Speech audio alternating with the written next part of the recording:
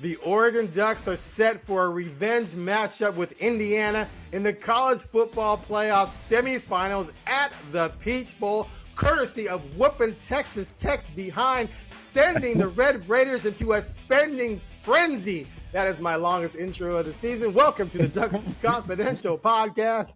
I am Aaron Fentress of the Oregonian and OregonLive, joined by George Wrighster of the Unafraid Show and the CW. George and I have been texting back and forth for 5 days since the Ducks laid down a butt whooping on Texas Tech in Fort Lauderdale.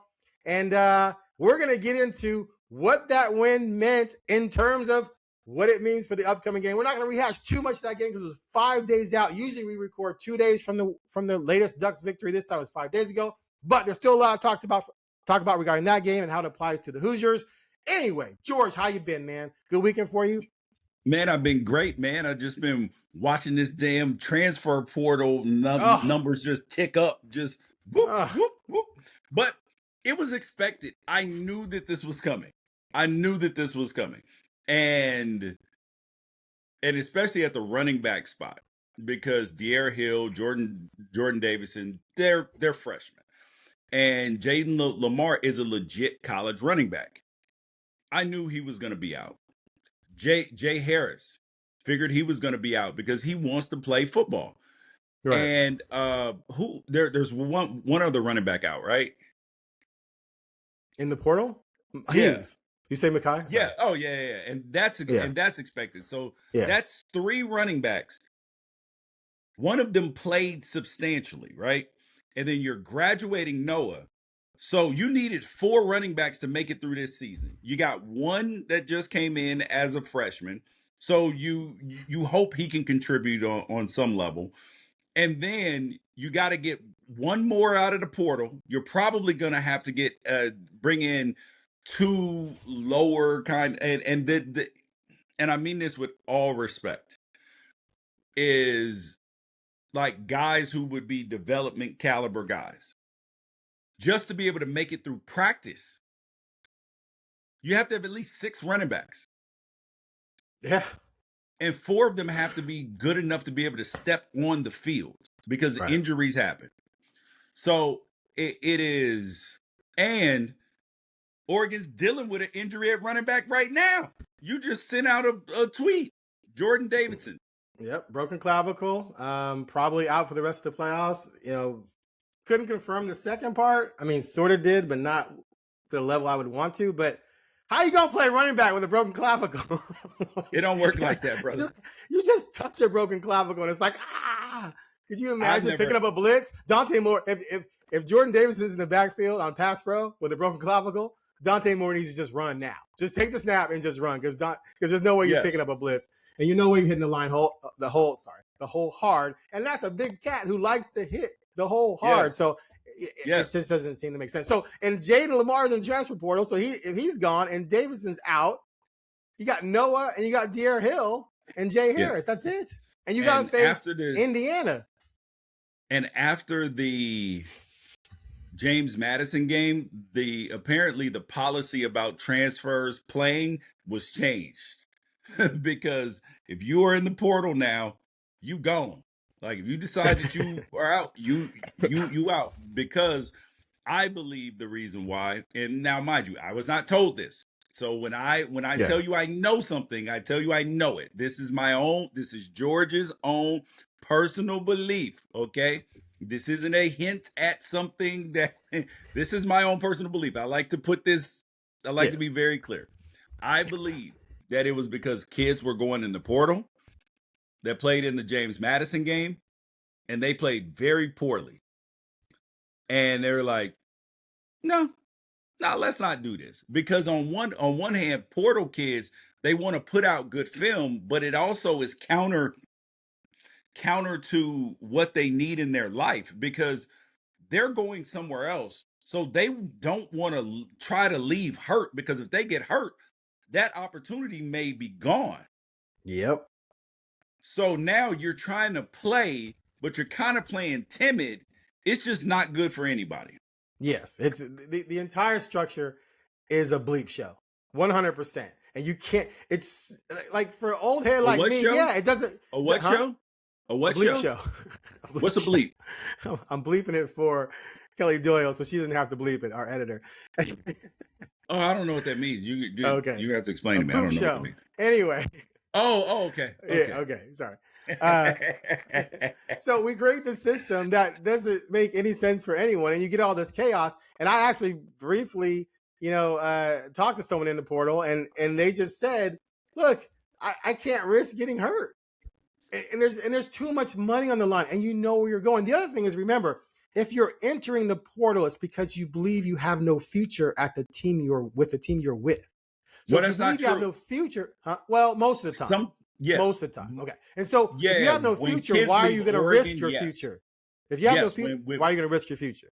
And you yeah, when always, kids leave Oregon, yes. If you leave Oregon State, it's probably because it's yeah, I either mean, because you yeah, don't have a future there or because yeah. you yeah. I'm thinking in terms of Oregon and the higher Yeah. programs you leave, so, that's the logical reason. And if you have a chance to go somewhere else and make 100, 200, 300, 400 grand from someone else who really, really wants you, well, it's human nature that if you're in a game knowing you're out, James Madison, second half, we're up by 30.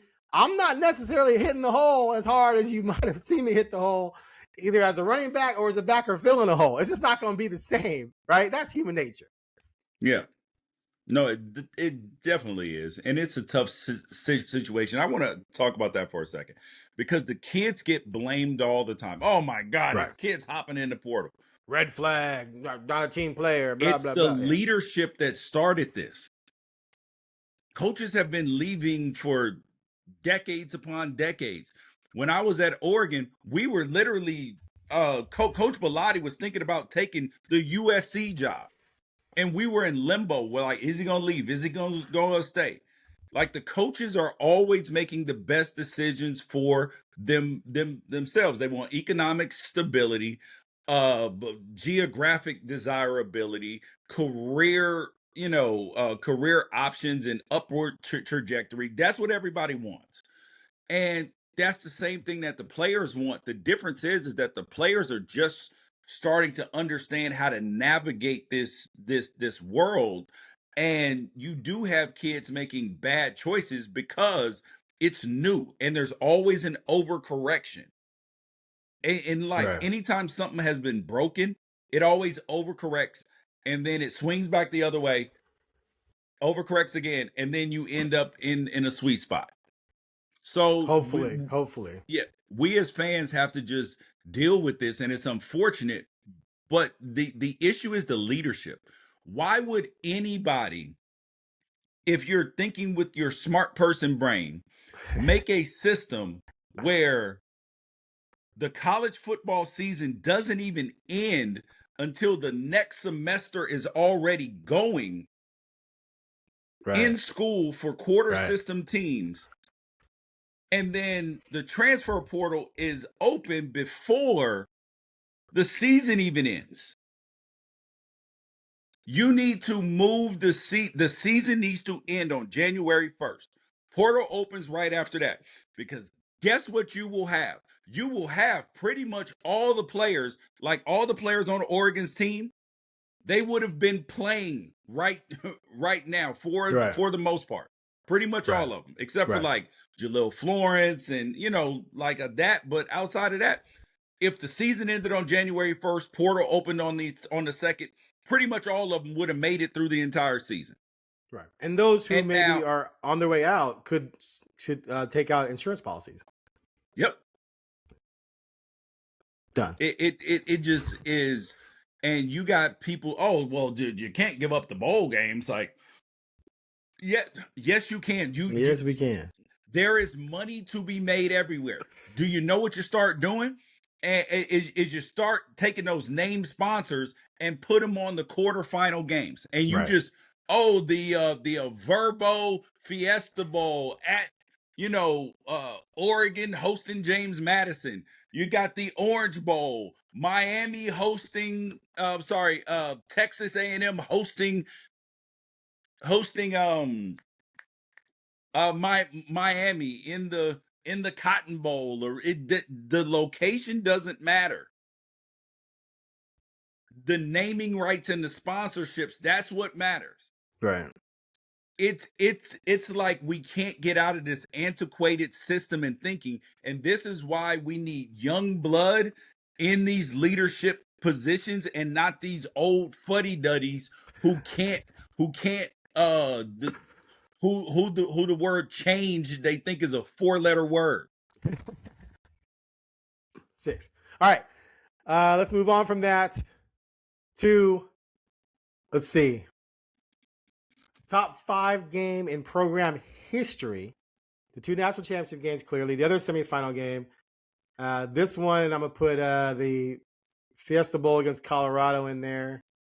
What else we got? Those are probably, and then I guess last year's Ohio State game was top 6. That's 6. I'm gonna say this is the semifinal game, top 5 game in the history of the program. Oh, this upcoming game against Indiana. Yes, sorry. Oh, yeah, sorry. Yes, it is top 5 most important games. Right. Yes. So Oregon lost to Indiana 30-20 on October 11th in Eugene. That game, yes. you and I agreed at the time, was probably good for this team to learn some lessons, to take a butt whooping, to not, get too caught up in your own hype, because they were just rolling over people. And then you had the PSU hype, right? They win the PSU game, and it was like, oh my God, these guys could win the Super Bowl if they wanted to. And that set them on a different trajectory. I know the question's coming, so I'm just going to get to the answer real quick. Is the window open yes. for them to win a national title? Aaron Fentress. Is Oregon's window open for a national championship? So here's what I'm going to say. So my premise was I didn't think they could run the table winning 3 games against 3 high-end teams. And those teams in my head, like the first Texas Tech, I thought they could beat them, but Indiana, Georgia, Ohio State were the main 3. And I just didn't see how they could win against those 2 teams, or 2 of those, a combination of 2 of those teams. 2 of them are gone. 2 are gone, right? Which really makes that side of the bracket not look as daunting. Now, on one hand, you can say, well, the teams that beat them must be pretty good too. Yes, but it's still different in terms of how my mind processes the path, all right? But the number 1 team, the team that beat them, the team that has by far the better resume, although resumes are overrated because you never know what's going to happen until 2 teams meet, is still in their way, and that's Indiana. However, I do think they can beat Indiana. I just don't think they will. But since I think they can, and therefore I think they can defeat Ole Miss or Miami, I have to at least admit now that the window is slightly ajar. If they had to go Indiana, Ohio State, or Indiana, Georgia, I'd still say no, because that was my entire premise the whole time. But with those 2 out, and the other thing is with those 2 out, it just shows that this whole thing is just crazy town, right? It's like, but you cannot be definitive about anything, huh? Yes, the thing that we can be definitive about, I believe, is that the window is open for Miami, Ole Miss, Indiana, and Oregon. The window's open, okay? The window is wide ass open for them. You gotta win. Go ahead. Sorry. Yes, the window is open. You can't be 2 games away from a natty. It's a jar. And be like, the door's ajar. But okay, let me give you an example though.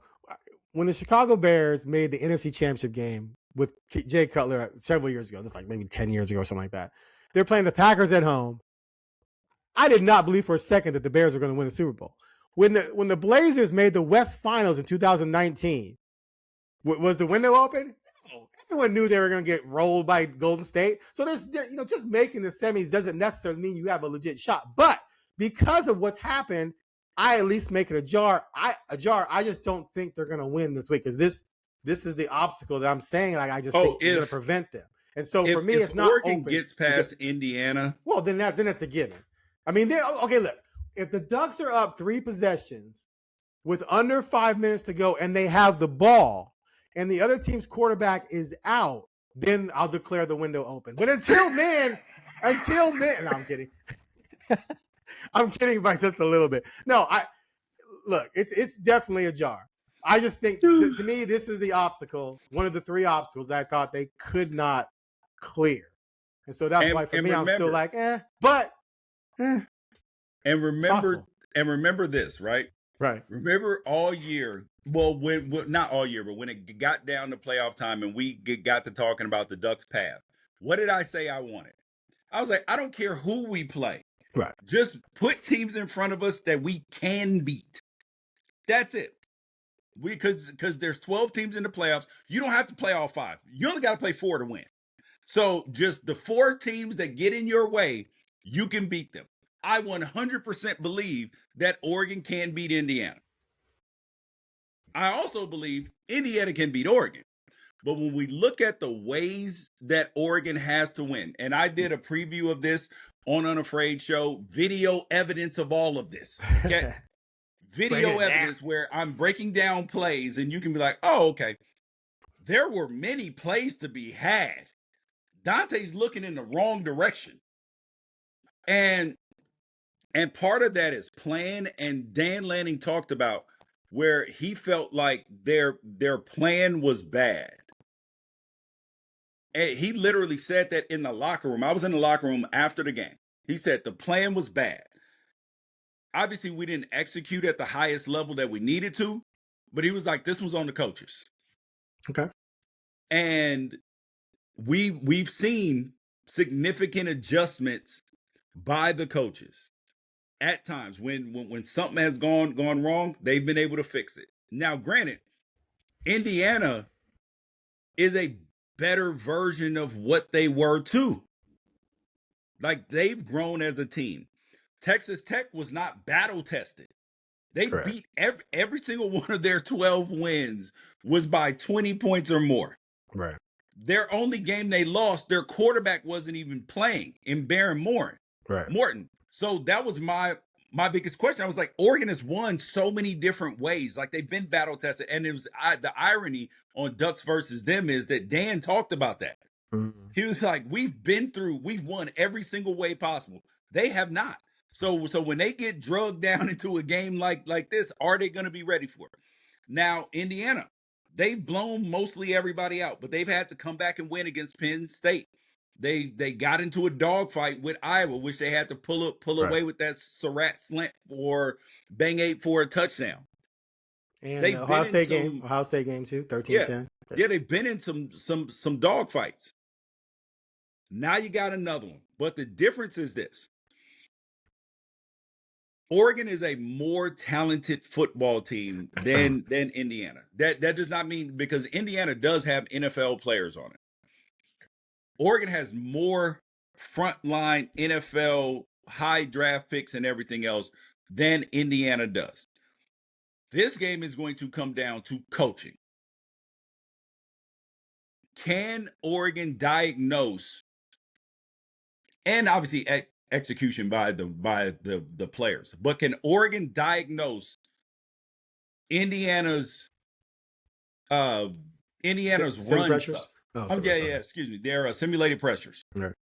Because they pretend like they're blitzing from one side and then they come from the other side. And if you're not able to adjust or pick it up early, then you're going to get confused. And Dante Moore, I didn't say a lot of this that I'm going to say now. and I said it to Aaron, and if you go back to the episode after the Indiana game, he looks at me and he's like, really, George? Because something that I said to him off the air, I did not say on the air. And remember, I'm college football's honesty broker, truth teller. But, you know, sometimes everything is not need to be said at that point in time. And Aaron, do you remember where I told you? I was like, I didn't like the look in Dante's eyes at the end of the game. Correct. I was like, this is scary. This is not good. I didn't. But then toward the end of the season, in the Iowa game, and that was why, and remember, if you go back to the Penn State game, I told everybody why he was crying. He was crying because there was a belief inside of him. He knew who he was, but then he proved it to himself. Right. And then in the Indiana game, he questioned that a little bit, I believe, a small percentage. And then as the season goes on, You make throws in the Iowa game. Wisconsin, you get hurt, and then you come back and play the next game after and then when they got in the Washington game and even the USC game, there was a different look in that kid's eyes. I was like, oh, he's there now. He's there. He can't be broken anymore. He could be broken. And now he can't be broken. So he's a different player. So that is what I'm excited to see. This is a coaching game, Aaron. And also a commitment to the run. Because Oregon in the first game, with their backs, carrying the ball at almost 5 yards a carry, stop running the football. You have to run this Indiana team in the ground and then take big shots when them safeties, because if you're able to run it and all that stuff, and then all of a sudden those linebackers, if you're running at a high level, when they're sprinting back, like you don't see too many linebackers do what they do at the snap of the ball. They're faking like they're going to blitz, and they turn around, Aaron, and they haul ass all the way back. But if you're running the football at a high level against them, boy, oh boy, now they got to stay up a little bit closer. And now the windows in the pass game get a little bit bigger. There was wheel routes open, all of this stuff. So I am excited, Aaron. I could not be more excited. I believe the Ducks win this by by 2 scores again. I told you that they were going to win the Texas Tech game by more than two scores. You looked at me with that sourpuss face you got on right now, and I'm telling you again, Ducks by at least 9. Okay, so first of all, you said the Ducks were going to score in the 30s. They scored 9 points, a true 9 points on offense. You said Texas Tech was going to score in the 20s, and they got shut out. So don't act like you're Yoda up in here. You did say they would win by 2 scores, and they did. So that's fine. All right. So now, as I said at the beginning, we were going to talk a little bit about the Texas Tech game. I still can't say that as it pertains to the Indiana matchup. So I'm going to start. A lot of things you said were nice and dandy, and that's great. But red flags. 1. Hold on. Because I do want you to do this, but I ask you this every single away game, and then you come in trying to give me. First of all, set the scene for us, Aaron. You were at the Orange Bowl. What was the crowd like? How many Duck fans were there? Give us the layout. Oh, first of all, that place was invaded by Texas Tech. I saw more cowboy boots than I have ever seen in my life. Like, there were just cowboy boots and cowboy hats all over the place. I would say it was 75 to 80% Texas Tech fans. There was one main section on the side, like in the corner, you could see a lot of green and yellow, and then there was some speckled around, but it was mostly Texas Tech fans. Which makes sense because and the place wasn't nearly full, by the way. Like, they were trying to give away seats at the end. I think you get 300 level for like $25, $30. But it makes sense because for them, that was Texas Tech's biggest game ever, wasn't it? Yeah. Yep. And for Oregon, it's like, we'll wait for the Peach Bowl.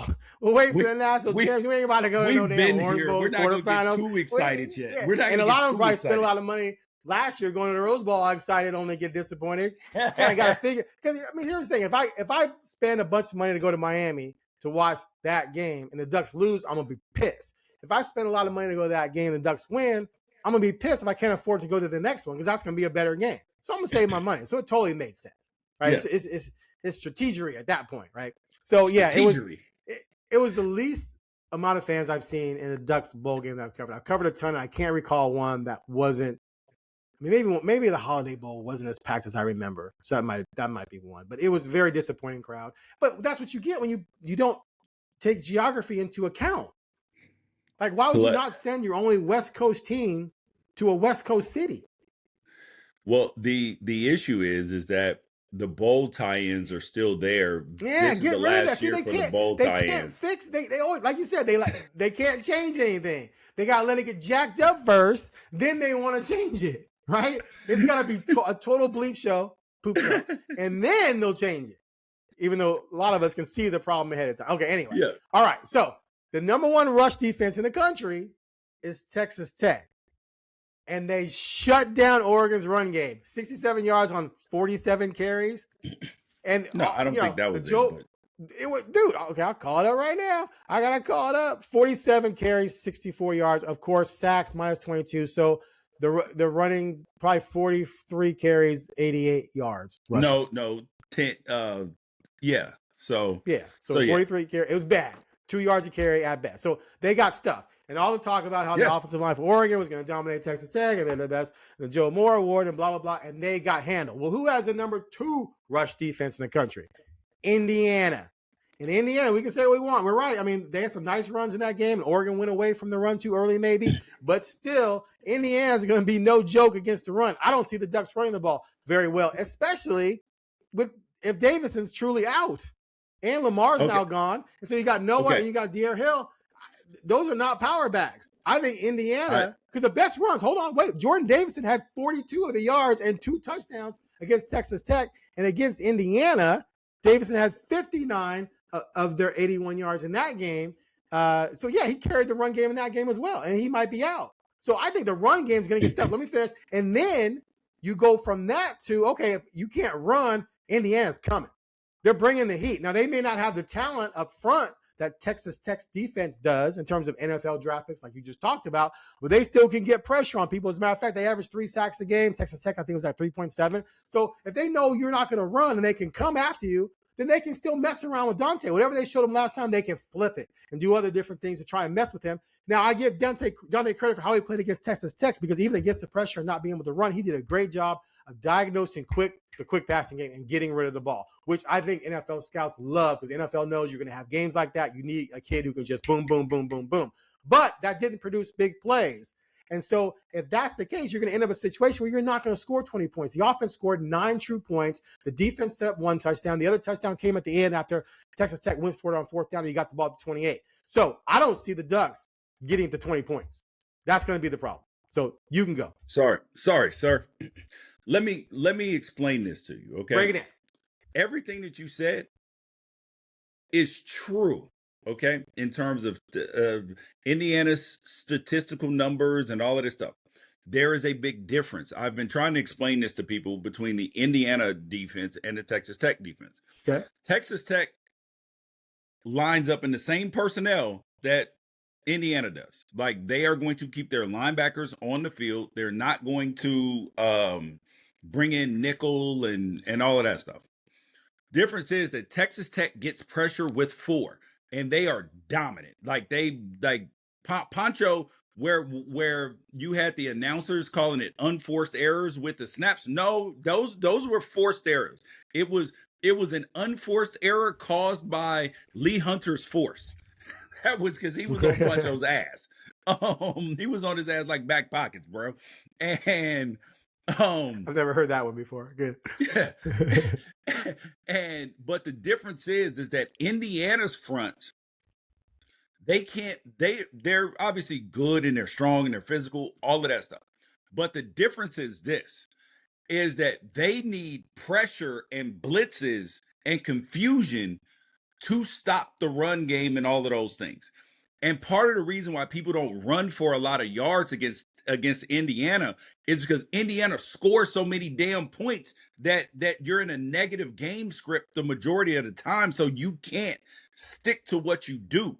So part of Indiana's success and even Texas Tech's success has been the fact that people have been in negative game scripts against them when it comes to running the football. That doesn't mean that they've not done a great job of stopping the run. It means that it's a combination of both, that they've done a good job of stopping the run, and then that deters people from running the football, and then you're down by multiple scores. So now you're in a pass happy script. So both things act together. The way you understand. And then people will point to this Alabama game. Did you see the way that they stuffed Alabama running the football? Well, I believe that you would say that, right, Aaron? No, I would not, because we all know Alabama's running. Okay, I was about running to say, game Alabama is buns running the football. They're 120th in the nation running the football. How is that possible? It's Alabama. Henry, Bro, Ingram. they are big and slow. How do you? They're slow on Trent defense. Richardson, their history though, it's insane. Man, They're rushing. history don't. What did Dan say before the No, no, USC game? Matt Leinart ain't coming through that door. no, Reggie Bush.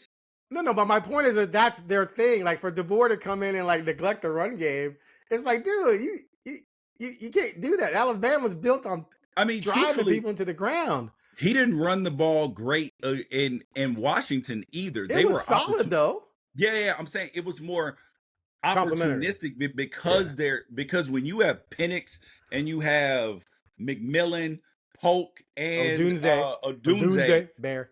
Yeah, so now everybody has to pay so much attention to the pass game, and you have to keep two safeties back. That now it like your run game becomes like his run game being good, him and Grubb's run game being good is all dependent upon the pass game. Like if their belief is our pass game is so dynamic that people are going to have to play two high safeties and then we're going to be able to run. Right. Well, the problem is their offensive line is getting whooped up front. I mean, look at even when they were at UW, Arizona State almost beat them if they had enough linemen to kick field goals. That Arizona State game that they almost lost? Yeah. If Arizona State didn't have to go for it on that fourth down and could have kicked a 28-yard field goal, they would have won the football game, but instead they throw a pick six. It's just a situation where styles make fights, and I believe that this is a style because this Indiana offense, they are not. This isn't USC's offense. This is not, one of the high flying offenses in the country. There's a reason why he was around 3,000 yards at the end of the season. He's only at like 240, 250 a game. There's a reason. Because this offense, they take the low grass. They are going to, any easy access throw, they are going to take it. Right. And then if you come up and press, he's going to flip the back over, and then they're going to do a RPO. Watch it. If the Oregon's corners are pressed, depending on down and distance, obviously, they're going to flip the running back over and then run an RPO, or just run an RPO from whatever side the back is on. That's their answer. So, and then when they get in 3rd and 5, 3rd and 7, quarterback draw, which they did on Oregon a couple of times. Their whole thing is being 2nd and 6 or 2nd and 5, and they're like, we're hard to deal with from there. That is all they want to do. So you have to keep them in 3rd and long. And when Oregon got Indiana in 3rd and long, they had serious success. Thank you for coming to my TED Talk. Dude, as usual, that was all great stuff. I mean, it was slanted by your fandom because Oregon's not running the football in this game. I'm telling you right now, they are not going to have a successful day rushing the football. If they're going to win, it's going to be on Dante's shoulders, okay. Right shoulder. I'm telling you, Aaron. What I'm saying is, I think the more veteran, seasoned quarterback is the one I'd rather have. Dante's probably more talented, but I'd rather have the more veteran, seasoned quarterback in what's going to be a relatively, tough dogfight. I don't think Indiana's going to blow him out. Than Dante, who is still growing. I hope he doesn't turn pro, because I think next year he definitely can make a run at the Heisman. And I think we saw in that game, like I said, he did a great job with the short passing game, but he couldn't elevate the offense past Texas Tech to put up touchdowns. And I don't think he's going to do it against Indiana, which is going to be better coach and it's a better all-around defense, I think, regardless of some of the talent differences. And so, yeah, I think Oregon will be lucky to score 17 points in this game. Wow. So you talked about Indiana's offense. So, yeah, Mendoza, we can nitpick him to death, and that's fine. But, dude, they rushed for 3,000 yards. This is a no-joke rushing attack. Yes. And Oregon did a great job against Texas Tech, but, Texas Tech had to learn some lessons going against a Big Ten team. And, if you're a Big 12 honk and you thought that, you had this Texas Tech team that was going to carry the flag for the Big 12, oh, my God. Because they got completely destroyed. And their quarterback kicked in the what, bro. Talk about run defense. They completely stuffed what had been a solid rushing attack. Talking about Oh man, we should be getting more respect. We lost to the best team in the nation twice. Did you? Did you? See he learned a lesson. The Big 12 had to learn a lesson that the SEC is now learning, that they used to be the lesson. now Well, they're learning a lesson. when you lose your best 3 teams and then you take group of 5 teams and put them in your conference, you can't automatically say, oh, we're just as good as everyone else when you lost your best 3 programs to one of the 2 best conferences. Like Pac-12 and Big 12 lost their best programs to the Big 10 and the SEC. So, of course, those conferences are going to be way stronger. That's just no. I'm saying that the SEC used to be the lesson, like to where there's levels to this. Yeah, there's levels to this. I think the gap is closed between SEC and Big 10, but the SEC is still a monster. It's still a monster. Top of the Big 10 is better than the top of the SEC right now. I mean, there's an argument to be made there for sure. Yeah, and then truthfully, I mean, like people thought that Vanderbilt was gonna beat Iowa. Iowa went and beat them up. They scored on them. They threw on them. They ran on them. And Vandy only had one opt out, and that was the tight end, Stowers. They had their quarterback. Their head coach said, "We're going to go prove that we should have been in the playoff." And then you lose to Iowa. So it's not like the team wasn't motivated. You had half the team opt out. It's levels to this right now, and I think that the SEC had ingrained in people's brains for so long that they couldn't be touched. They got half the playoff field in this year. One team left. Hey, man. But they had 2 cancel each other out, so that's not quite fair. But anyway, all right, back to my point, though. So, well, they still could have had 3. True. So Oregon shut down Texas Tech's run game and then just did a number on Morton. I was shocked. They broke because him. They broke him. Oh my God. Like, and he was a really efficient, tough quarterback all season long, but he was seeing ghosts. he didn't, and then Oregon didn't sack him a ton, right? No. Four can be enough. 4 is a ton. Yes. Because 4 can be enough because that makes a guy, you don't, if you got 4, you might have only not got 8 because he was getting rid of the football as fast as possible. No. I'm gonna tell you when the game changed for Baron Morton. So it was 2 plays that got him gun shy. The pick to Finney, and the pick to Finney was so crucial because that over was the middle. No. The one in the end zone. No. He ran an out route. Oh, the out route. That's right. So I was thinking about who picked the one over the. Oh, that was Moore getting picked over the middle. Never mind. Yeah, the out route. And Finney jumped underneath it. Yeah, sorry. Yeah. Yes. Yeah. That disturbed his peace because if you're a quarterback and you're like, I threw a good ball, like what wasn't the best ball, but it wouldn't have mattered if he had threw the best ball of all time. That ball was getting picked. Right. And that disturbs a quarterback's peace because he's like, hold up, I can't trust my best receiver to win. Like so now the quarterback is like, oh, this is a one-on-one. I would normally throw this, but that was a 6'4". But that was a 6'4" ultra athletic future first round pick who closed that gap in a nanosecond, unlike maybe a lot of guys in the Big 12. Yeah, that's what I'm saying. Is that play, and then when Mixon almost picked that ball where he threw it on time, he threw it perfect, then he almost picked it. That Mixon one, he was like, "Oh God, where can I throw it?" Like these windows are tighter than I think that they are. And now you saw some times where he actually had some people, and he's like, I don't know. And then the second pick to Finney, he thought that he was gonna have, just straight man coverage because that's what Oregon usually does in the red zone. Right.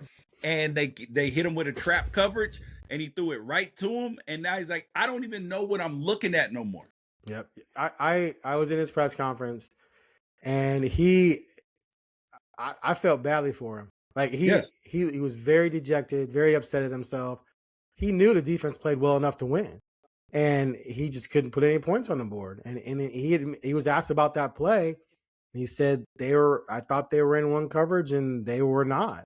And he threw that corner route with complete confidence that it was going to be a touchdown because he ended up with a slot receiver running a corner against a linebacker. Yep. It was Mixon. Well, you're going to win that 99% of the time. So you just throw it out to the corner, only your guy can get it. It's a touchdown. But he's expecting the outside hitch to hold Finney. Instead, Finney's like, I'm lined up. They were at the 9, so I'm lined up at the 5. I drop back to the 3, and I'm looking inside. I got another guy taking the hitch, and I'm watching you throw the corner. I just take 3 steps back, and it's right to me.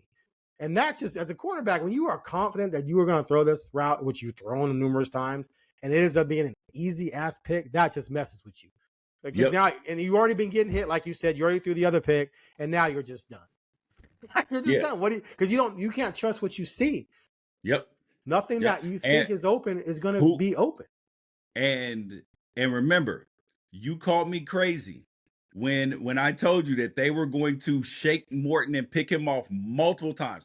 George, he's only thrown 4 picks on the season. I don't think I said you. I don't think I called you crazy. I think I just said, he's been pretty efficient. But you're right in general. Just don't exaggerate. You don't have to exaggerate being right, George. You can just be right. Go ahead. You were no.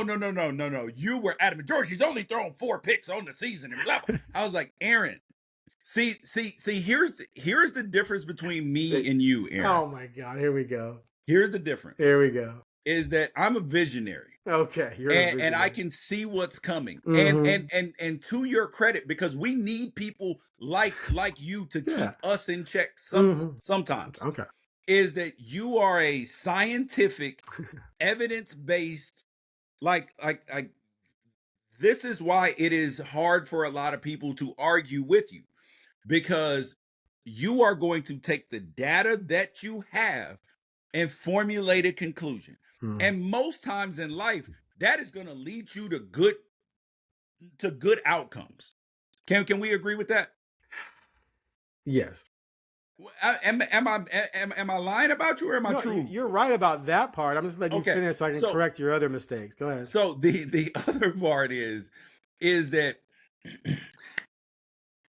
I do a better job of projecting out and telling you what is going to happen. You're ignoring our history while you're saying this. You're ignoring history. Do I need to go back in time when they beat Ohio State and I said, Ohio State's defense was really weak against the run because they were out of position the whole game? I even did a film breakdown about that, about how they just reported quotes that a loss is coming. They had a mediocre game against Stony Brook, and I was like, they play like this, they're going to lose, and they lost to Stanford. I told you they're going to lose to Utah that year. They lost twice to Utah. So don't give me that visionary stuff. The Utah, I've broken down Utah visionary things. People could forego. You could. No. The second Utah lost. I'm talking about the first one. The first one I told you was coming a month in advance. Anyway, you always say another loss is coming. You said another loss is coming. I said why? After we lost to Indiana. You said another loss is coming this season. They're not going to get through USC and UW and all of this. You said that this year, Aaron. Okay, I'm not saying I've never been wrong. I'm saying you say that every year. Another loss is coming. Come on. Usually it does. Like last year, I said they were going to lose the Ohio State in the rematch. Anyway, it's okay to say you had vision on this, but you're acting like we've never had numerous moments where I've had the vision and you didn't. So just keep it like tight. Just praise yourself, pat yourself on the back without simultaneously attacking me when it's ridiculous. I wasn't attacking you. I can pull out examples. Who you are. All right. Anyway, continue. Are you done? Maybe you're done. Okay, maybe you're done. All right. Yeah, I'm done. So here, look. You said they were going to get it multiple times. They did. I think I might have questioned it, but I don't think I was that egregious about it. But whatever. Yes, you were. Okay. Maybe, did I say that on the show? Can we go to the video, or did I say it on one of our phone calls? Yes, you said it on this show and on Talking Ducks. Ooh, double evidence. Damn, that's kind of tough. Double. Your Honor, we have 2 videos of him saying the very thing he denies that he said. Pull up the film. You know what? I should be a politician. Oh, that would work, because you can gaslight people good. Ooh. This is true. I ain't gonna lie. All right.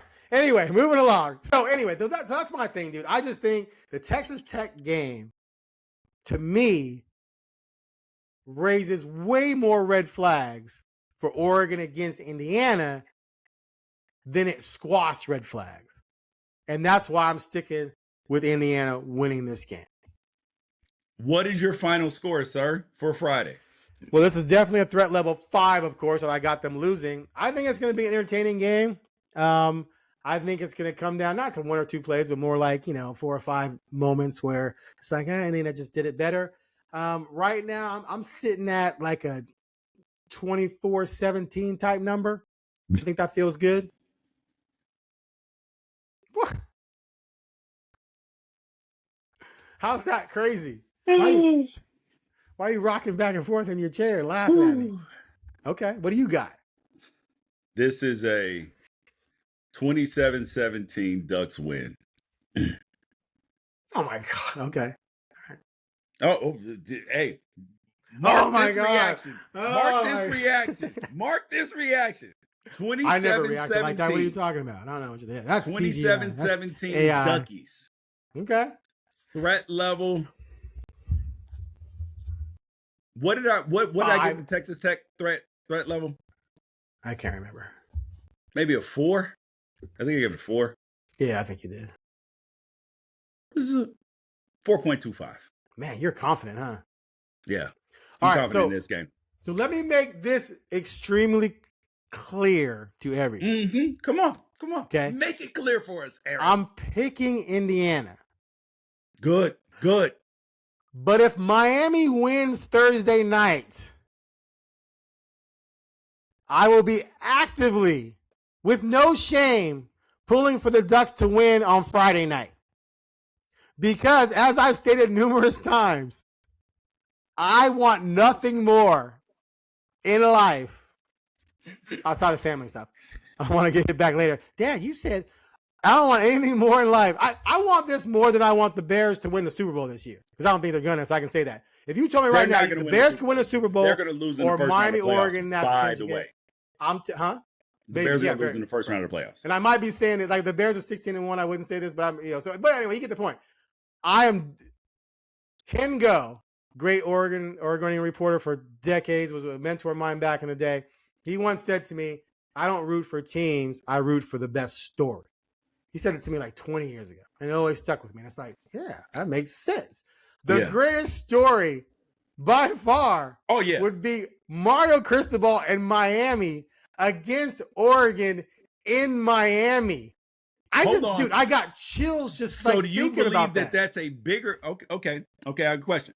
So in the national media, will that story be bigger, or Ole Miss playing for a national championship without their head coach and all the Lane Kiffin drama and everything? Yeah, I think that's bigger nationally.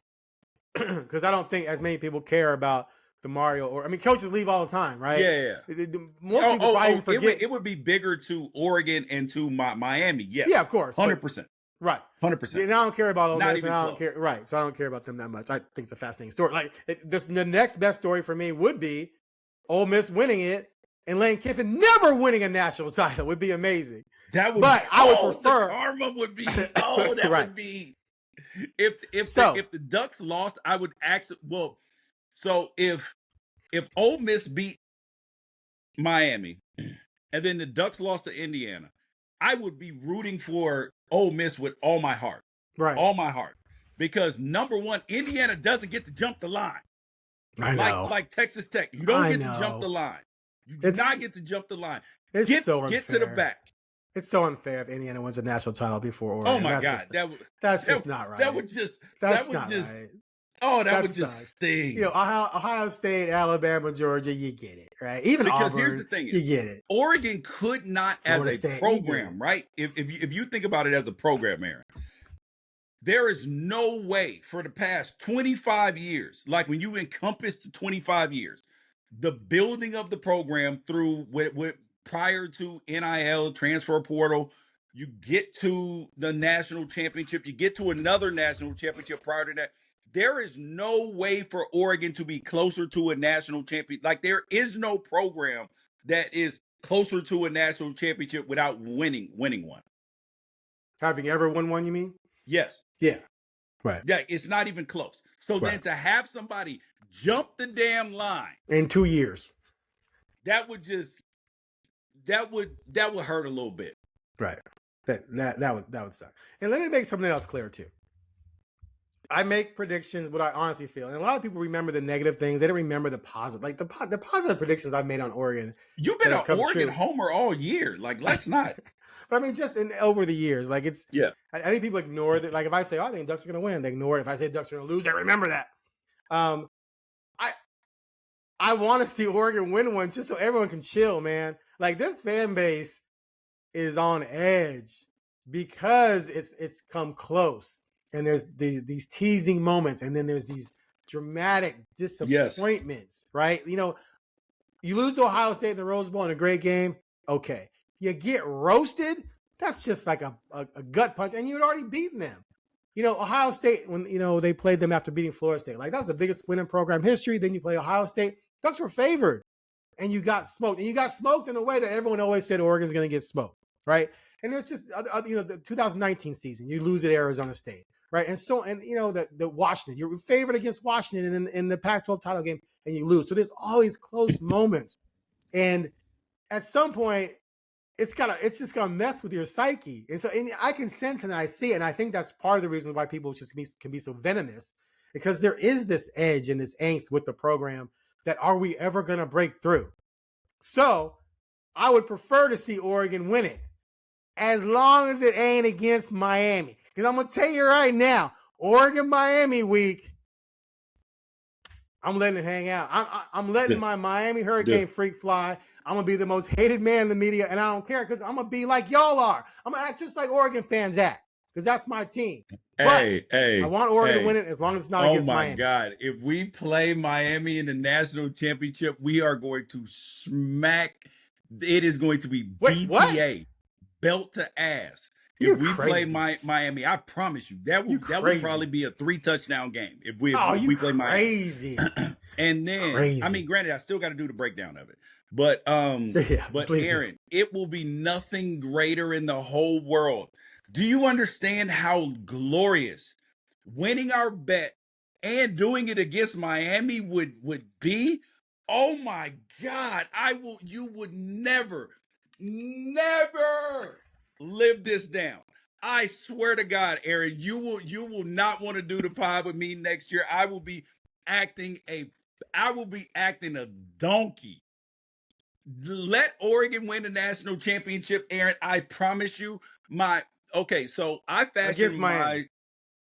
I don't care who it's against. But especially against Miami. You can't talk trash to me if they win it. Oh yeah, you can, because we made a bet. Yes. Tell everyone about the bet. What was the bet? Okay, so we made a bet 5 years ago. This is the 5th and final year. Aaron said, basically, you said. Oh, no, hold on. It started with you. It started with you. So I said that Oregon was going to win a national championship. Aaron essentially said, and I'm going to tell you exactly what he's going to say. Okay. I said Oregon's going to win a national championship soon. He basically was like, Oregon's best days are, but behind them, they'll never have a run like they did of the conference championships and blah blah blah and 4 and 6 years and 2 national championships. Right. And then Aaron is going to tell you, well, I didn't account for the transfer portal and NIL and all of this stuff. Like those things have helped Oregon. Well, it's helped Indiana. It's helped everybody. It's helped everybody except for Ohio State, and actually it's helped Ohio State too. That's how they won last year. They got 2 backs out of the portal, quarterback and Caleb Downs out of the portal. So, so our bet was that Oregon would win a national championship within 5 years. Aaron said, no way, no how. And now it is the 5th year. And Aaron last year was like, last year when they were number 1 in the nation, he won't admit it. He was sweating a little bit. And then he was like, see, I told you when the Ohio State game happened. But I believe a lot of that had to do with the bye situation. But in terms of the score in the game. But still, here we are in 2025, Aaron. We are here. And I, again, had the vision. Coming into this year, I did not pick Oregon to win a national championship. I did not pick them to win a national championship this year. We are on a wait and see what happens mode. We got to take care of this Indiana game first, and then we'll get to talking about that. If that Okay. opportunity I, presents I, itself, but we're not getting ahead of ourselves, Aaron. We are you got to done? take care of business. Are you done? Because you left out a lot of details as usual. So let me break it down from my perspective. All right. 5 years, right? So that's 21, 2, 3, 4, 5. Going into the 21 season, we were coming out of the COVID year where the Ducks went 4-3. Now they won the conference championship because they got gifted a trip to play USC in the conference championship. That year they lost to Cal and Oregon State. Got punked by Iowa State. Okay, so that's one. Two, I had been telling you that Mario Cristobal's recruiting classes were not as good as they were being hyped to be.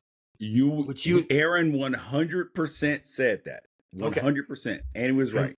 And you disagreed with me. They were recruiting off lists. Right. Right. Well, I mean, they definitely got a lot of talent, but there still was some hype. There was some hype there, right? It wasn't okay. So going into 21, I'm looking at a team where you got Anthony Brown as your quarterback, a 6th-year transfer.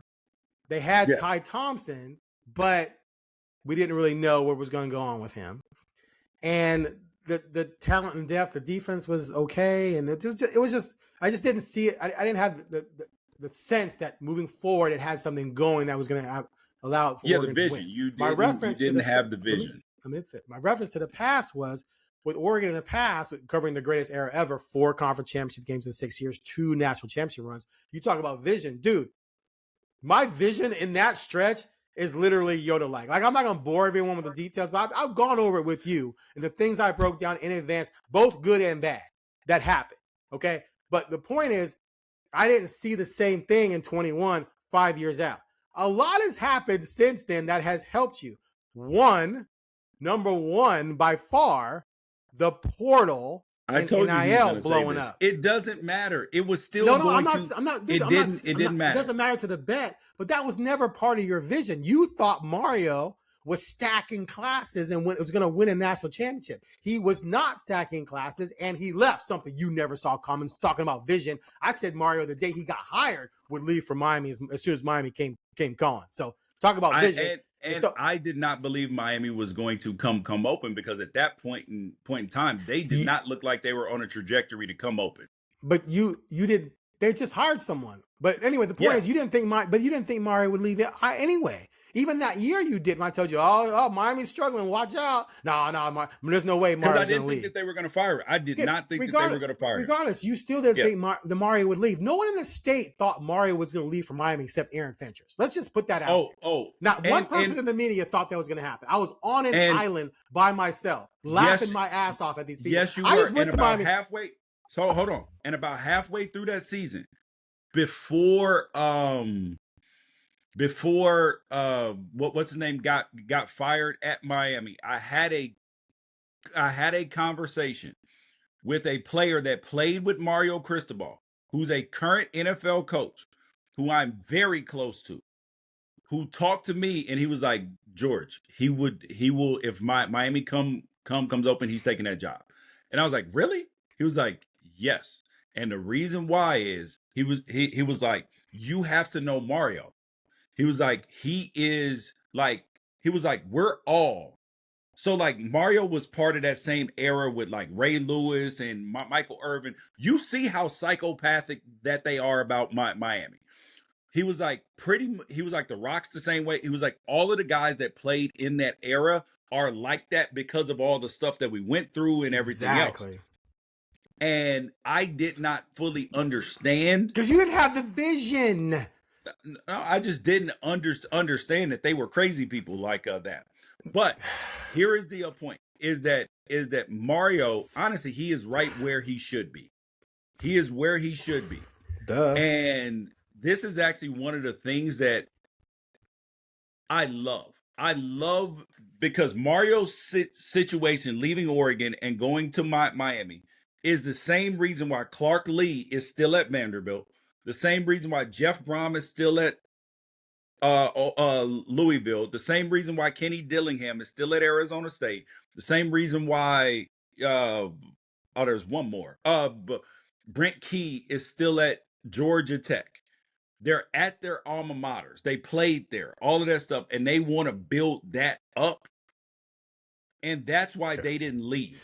Okay. And Anyway, that's why I love my Mario at Miami. Okay. It's one thing to interject and interject a small point, but you sometimes interrupt and go on a long tangent.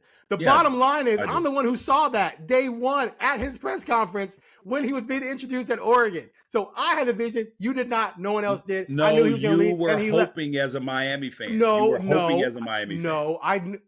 Everything you just talked about in terms of the ties to Miami were evident. Like, it was like a given. He talked about how his mom lived in Miami and he had to explain to her how far away he was on the map. I'm like, oh, he gone. That was day one. Anyway, the point is, and also I was just at Miami. I went on the beach. And I'm like, how could anyone in the world believe that someone from this is going to not come to this and would rather stay in Eugene? That didn't make any damn sense whatsoever. Anyway, but the point is this. He left. His recruiting classes that you thought were amazing were not amazing. And then the transfer portal came about, which allowed Dan to reload at quarterback, with ease. The NIL, Oregon has a bunch of money. And I said that on the show, like in 23 or whatever, I'm like, if I'm Phil Knight, I'm throwing $30 million at the problem and just win a national title and get it over with. So you have benefited from changes. That doesn't change the bet, but don't act like that was part of your vision, because it wasn't, because your initial vision went absolutely kaput. Still, you can win the bet, but not Aaron, because of your vision. Come on, dude. Bro, we would have figured it out another way. Okay. Anyway, so yes, regardless, if Oregon wins a national title, I will owe George $100 that he ain't never gonna see. Oh yeah. Hey, you guys hop in the comments today. We don't ever tell people to hop in the comments, even though that they do. Comment on us, because as the season is wrapping up, what has been your favorite episode of this show, so we can revisit it and see what you guys like, so we can give you guys more of that. They'll be the ones where George gave Fentress the business. All right, so we've settled that. I want Oregon fans to get a national championship so they can chill, as long as it doesn't come against Miami. But I'm picking them to lose to Indiana. So there we go. All right, is that everything? We went on forever. I'm good. I've emptied that thing, man. I think we've covered everything we could possibly cover. All right, thanks for listening. We'll be back as soon as we can after this big game on Friday night. I cannot wait. You're not going, are you? No, I am not. Would you be in Miami if Oregon plays in the national title game? Yes, I would 100% be in Miami. I will 100% be in Miami if we win on Friday. 100%. I'm just refundable tickets already bought, buddy. I was talking to Pharaoh Brown. I went to his game against the Rams on Sunday. We got a whole plan. A party plan? A plan. Am I invited? You can invite it. Our wives will be there. It is going to be a fun plan. It's not like your wives will be there. Listen. I don't go nowhere where my wife and kids can't go. Oh, good for you. Because I was thinking Miami, party boats. Frank, no, man. Frank, my wife can come on a party bus with me. I said party boat. Listen, I just don't do Frank the Tank things anymore. Frank the Tank is dead. Yeah, we don't play them games, buddy. You're smart. And a certain coach in Michigan kind of drove home, why you don't? All right, thanks for listening. We're out.